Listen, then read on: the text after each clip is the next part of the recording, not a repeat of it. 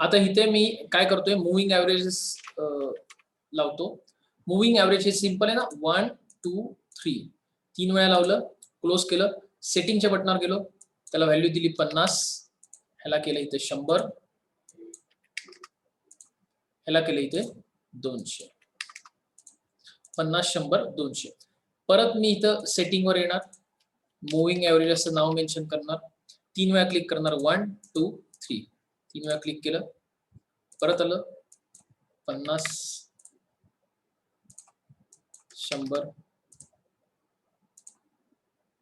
आणि 200.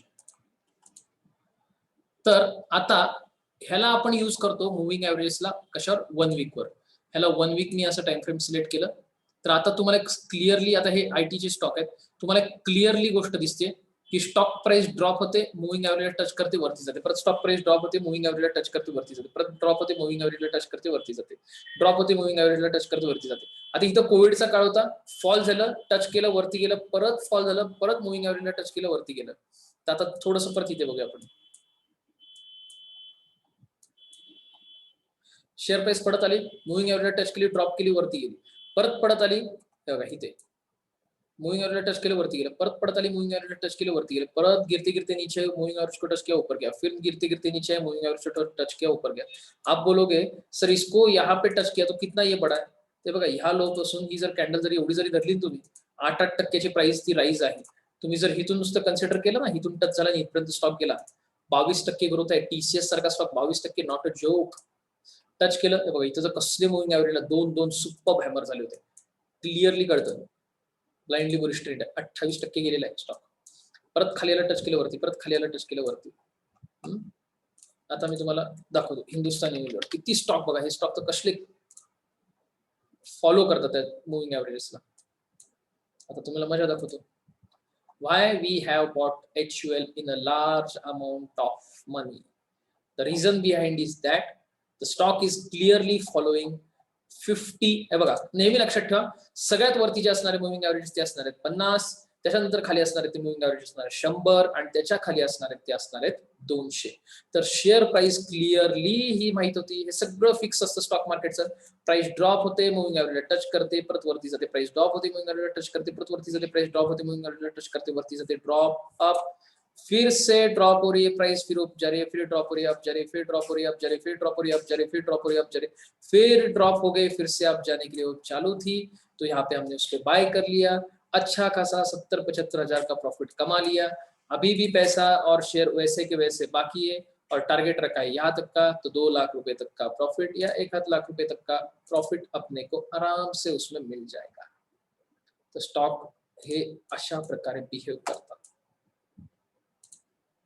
नीचे आया, ड्रॉप के ऊपर, नीचे आया, ड्रॉप के ऊपर, नीचे आया, ड्रॉप के ऊपर, नीचे आया, ड्रॉप के ऊपर, परत वरती. तुम्ही बिलीव्ह नाही करणार, तुम्हाला अक्षरशः आता तुम्हाला वाटेल सर ह्याच्यात काय मजा एवढी. तुम्ही मला सांगा, हे जेव्हा रेंज मध्ये असे खेळतात ना, इथे रेंज मध्ये, तेव्हा हा झोन किती दिवस चालले म्हणजे तुम्हाला इथे डेट रेंज दाखवतो मी, इथून ते इथपर्यंत ऑलमोस्ट 18 बार्स म्हणजे 126 दिवस तो रेंज मध्ये होता. तर एक लक्षात ठेवा, 126 दिवस रोज तुम्हाला पैसा कमवायला आहे. तुम्ही खाली आला, तो शेअर बाय केला समजा, कारण तुम्हाला माहिती मूविंग ॲव्हरेजच्या आसपास तो ट्रेड करतोय सर, कधीही रिव्हर्स होऊ शकतो स्टॉक, मूविंग ॲव्हरेजच्या आसपास ट्रेड करतोय. तुम्ही बाय केला, शेअर वरती गेला, 3-4% विकला. तुम्ही इथं बघा, इथे विचार करा, तुम्हाला दाखवता रेंज मध्ये दाखवतो, चला बघा, हा रेंज आहे, दिसतोय. तुम्ही म्हणाल सर मूविंग ॲव्हरेज स्टॉक जो आहे तो रेंज मध्ये मूव्ह करतो, मी काय ट्रेड करणार. अहो, जेव्हा स्टॉक रेंज मध्ये ट्रेड करतो ना, लाखो रुपये कमवता येतात. बघा किती दिवस रेंज मध्ये होता, 161 दिवस. एवढा होता खरंच, 2010 ते 2000 असू शकेल, 6 महिने म्हणजे सायत्रिक 161 दिवस स्टॉक रेंज मध्ये होता. तर विचार करा, 161 दिवस तुम्हाला इथे वाटतं रिटर्न नाही आहे, पण मी तुम्हाला जेन्युइन सांगू का, तुम्ही मला सांगा, हा स्टॉक इथून असा पळायला लागला, तुमचे पेशन्स इथं संपतील, 8% तुम्ही इकडून बाहेर पडाल, स्टॉक तिथून जाईल 30%. बट यहाँ पर मजा क्या है पता है क्या, स्टॉक नीचे आएगा, आप बाय करोगे, स्टॉक 10% बढ़ेगा, फिर आप बेचोगे. स्टॉक नीचे आएगा, आप बाय करोगे, फिर 5-6% बढ़ेगा, आप बेचोगे. फिर स्टॉक नीचे आएगा, आप बाय करोगे, फिर 5-6% बढ़ेगा, बेचोगे. फिर स्टॉक नीचे आएगा, आप बाय करोगे, 5-6% बढ़ेगा, बेचोगे. फिर नीचे आएगा, आप बाय करोगे, फिर बेचोगे. फिर नीचे आएगा, फिर बाय करोगे, बेचोगे. फिर नीचे आएगा, फिर बाय करोगे, बेचोगे. फिर नीचे आएगा, अगली बार फिर बाय करोगे, बेचोगे. असं करत करत तुम्ही 200-300% प्रॉफिट काढून बाहेर पडाल 100%. जिथं तुमचा स्टॉक 10% तुम्ही विकता ना, तिथं 100, 100, 125. मी जेन्युइनली सांगतो, those who are trading in A group shares, PSMIT shares मी त्याला नाव देतो, TCS, Infosys, HCL, tech, Bajaj finance, Asian paint, Berger paint, range bound मार्केटमध्ये अक्षरशः ऑडी BMW घेणे एवढे पण पैसे भेटू शकतात. फक्त क्वांटिटी तेवढी पाहिजे. कारण एवढ्या वेळा मला री एंट्री भेटते. अक्षरशः मी तुम्हाला सांगतो, HUL ची 2 लाख रुपयाच्या अकाउंट मध्ये एका महिन्यात माझी बाईंग 40-50 लाख 60 लाख रुपयाची बाईंग होऊन जाते. किती वेळा बाय करत असं विचार करा. 60 लाख 70 लाख टर्नओव्हर होतो बाईंग सेलिंगचा. खाली आला 50 रुपये, केले 200 शेअर बाय, केला 30 रुपये वरती, झाले 6000 रुपये, परत सेल केला, परत दुसऱ्या दिवशी 25 रुपये खाली आला, परत बाय केले 500 शेअर, परत गेला वरती, झालं 15 लाख सोनं. म्हणजे अक्षरशः बिलियन होणार 1 लाखावर 2 करोड 3 करोडचं एका महिन्यामध्ये 1 लाखाचे HUL बाय करून 3 करोडचं टर्नओव्हर झाले. म्हणजे बाईंग सेलिंग. खाली आला बाय केला, वरती गेला विकला. तुम्ही सोडा ना ब्रोकरेज टॅक्सेस चार्जेस सोडा, पैसे किती कमवत आहे? 20-20, 30-30 रुपये पर ट्रेड. लोक काय करतात, HUL घेतात 6 महिने होल्ड करतात, 40 रुपये काढतात. तुम्ही खालीवर ट्रेड करत करत काढा ना 400 रुपये देतात. कोणी नाही सांगितलं. सिंपल है, रेंज बाउंड में पैसा ज्यादा बनता है और लोग पैसे नहीं कमा पाते. रेंज बाउंड मध्ये जेवढा पैसा बनतो ना, तुम्ही बघितलं असेल, या रेंज बाउंड मार्केटमध्ये भारतात खूप कमी लोकांनी पैसे बनवले, पण तरी सुद्धा आपला अख्खा महिना ग्रीन आहे. तुम्ही बघितलं माझं ह्या महिन्याचं पूर्ण ग्रीन स्टेटमेंट दिलेलं आहे मी. अख्खा एक रेड अशी कॅन्डलची छोटी पण झलक नाही, अख्खा महिना ग्रीन दिलेला आहे. का? कारण रेंज बाउंड मार्केटमध्ये पैसा जास्त कमवत येतो. बुलिश मार्केटमध्ये तर ब्लाइंडली पैसा भेटतो, बेरिश मार्केटमध्ये स्ट्रॅटेजिक पैसा कमवायला लागतो. तर मी आता तुम्हाला दाखवतो परत. हे बघा, हे सगळे जे स्टॉक आहे हे 2010 एवढं मागे जाण्याचं आपल्याला मजा नाही. एशियन पेंटवर जाऊया. तर आपलं जे प्रोप्रायटरी डेस्क असणार आहे तिथे एशियन पेंट असा 1 करोडचा सगळ्यांनी बाय करायचा. हे देखो, ये मजा आहे. काय पाहिजे? अरे हे कोण नाही शिकवत, तुम्ही स्ट्रॅटेजी भरा, किती लाख रुपये भरायचे ते भरा, नाही शिकवत ही लोक. कितीही तुम्ही युट्यूब बघा, कितीही तुम्ही 80,000चे क्लासेस लावा, कोणीही तुम्हाला सांगणार नाही 50, 100, 200 moving average act as a support and resistance. Genuinely तुम्ही बिलीव्ह नाही करणार. ह्या गोष्टी आम्हाला 2019 मध्ये माहित झाल्या आणि इथून इथपर्यंत आम्ही एवढं नाही म्हणतोय ना, एवढं तरी प्रॉफिट कमवलं. 40-50% प्रत्येक स्टॉक मध्ये, 20-30, 10%, 5%. Here is EMA. हे SMS सिंपल मुव्हिंग ॲव्हरेज आणि हे EMA, काहीच फरक नाहीये. ही SMA ची लाईन आता एक तुम्हाला दाखवतो, मी हाईड करतो, दोन्हीच्या 50-50च्या लाईनी घेतो. हा, तर ही EMA, हिला बंद करतो. बघा, ही EMA वरची लाईन आणि ही SMA ची लाईन, बस काहीच नाही. एकमेकाला कनेक्टेड चालतात, थोड्याशा खालीवर असतात. काय कशा असतात डिटेल मध्ये जाण्याचा प्रयत्न करू नका. एशियन पेंट, बर्जर पेंट कशा प्रकारे क्लीन वर्क करतात बघा. So this strategies are very very very useful for positional traders. कळलं का? पोझिशनल ट्रेडर साठी. अजून तुम्हाला दाखवतो TCS, डाबर. हा स्टॉक तर एवढी बाईंग देतो ना डाबर, विचारायचं काम नाही, भयानक. मी तुम्हाला जेन्युइन सांगू, जे स्टॉक रेंज बाउंड असतात ना, हा बघा, हा स्टॉक हा प्युअर रेंज बाउंड आहे, प्युअर रेंज बाउंड आहे. FN आहे ना, फ्युचर्स करणाऱ्या लोकांसाठी हे स्टॉक करोडो रुपये कमवून देतात. आणि फ्युचर ट्रेडर ऑलवेज, म्हणजे फ्युचर ट्रेडरनी नेहमीच रेंज बाउंड ट्रेडिंग मधल्या स्टॉक्स मध्ये केली पाहिजे. कारण 2% आणि 3% हे आपलं टार्गेट असतं. साहजिक तुम्ही फ्युचर खेळत असाल तर 2%, 1.5%, 3% तुम्ही बाहेर पडता. तुम्ही फ्युचर घेऊन 15% होल्ड करता का स्टॉक? नाही. फ्यूचर ट्रेडर कोणी असेल तर तुम्ही मला सांगू शकता, नहीं सर मैं फ्यूचर में अगर बाय करता हूँ, ऑप्शन नहीं, फ्यूचर ऑप्शन में तो प्रीमियम पूरा जीरो हो जाएगा अपना, क्योंकि रेंज बाउंड में प्रीमियम नहीं मिलता वहां पे. If you are buying a future, if you are investing 1-2 lakh rupees, you are getting a 6-7 lakh rupees stock for a holding for a month till the expiry date. तर अगर आप future bye कर रहे हो तो आपको फायदा क्या होता है पता है?